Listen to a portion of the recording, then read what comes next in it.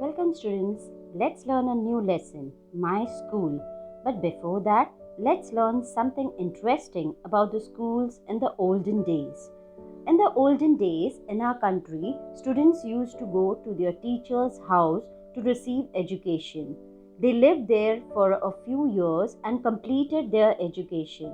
In the later period, a teacher and students of different ages came together. The teacher would then teach the students. Students traced letters and numbers on the ground.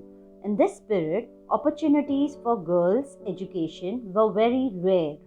When the British introduced the present school system, Mahatma Phule and Kranti Jyoti Savitribai Phule began in Pune to educate girls.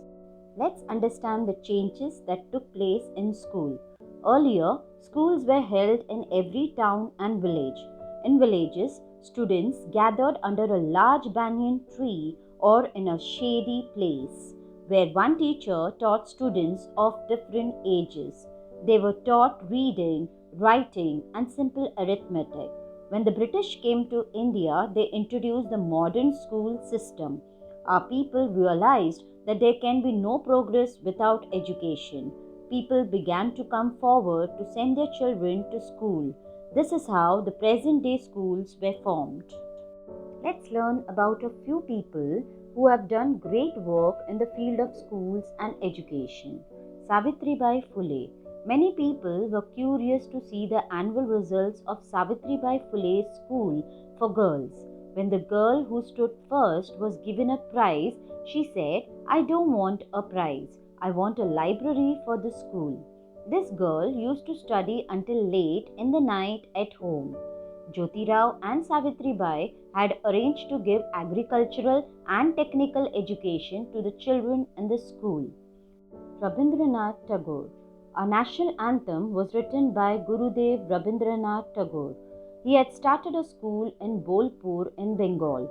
The school was held in the midst of green trees, colorful flowers, chirping birds under the blue skies. The school was called Shanti Niketan. Children loved that school very much. How peaceful it was. No noise or chaos.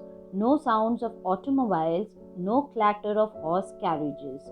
A school in the shade of a tree. Students were taught to sing and dance. They were taught arts and crafts. Children put up their own plays, sang and danced, and learnt new subjects. Children from other countries also came to study here.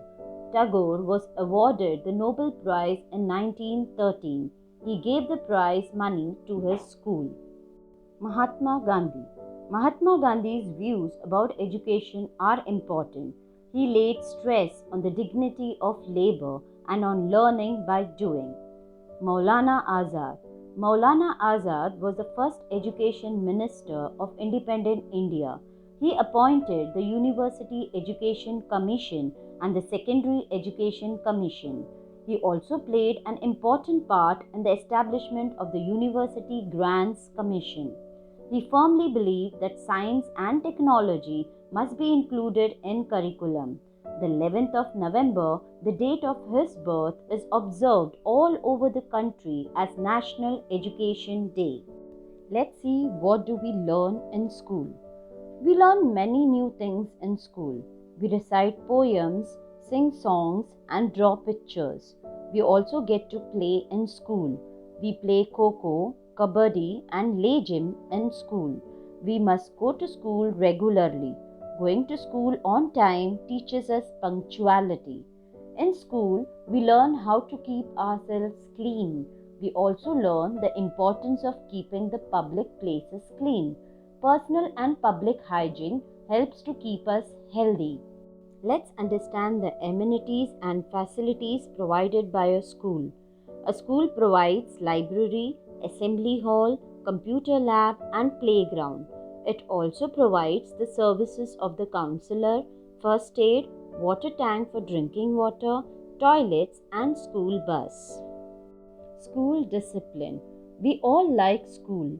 A school has facilities like a library, playground, and computer lab, which we all use. Everyone should be able to use these facilities. we should follow certain rules while using these facilities. We should wait in queues. Books borrowed from the library should be returned on time. We should not tear or damage the pages of the books. We must keep the walls and benches in the classroom clean. We must return the sports equipments to its proper place after using it. Quarrels and resolution of quarrels. Quarrels may arise between friends, but they should be resolved amicably. Every person who is quarreling should get a chance to present their side. Quarrels should not lead to physical fights. The teacher should be asked to help if a quarrel cannot be resolved. Resolving quarrels peacefully is a good way to end them. It teaches us to solve problems in community life amicably. If issues in community life are resolved peacefully, many of our problems will be solved. Right to education. Each child must get the opportunity to attend school. School is for everyone.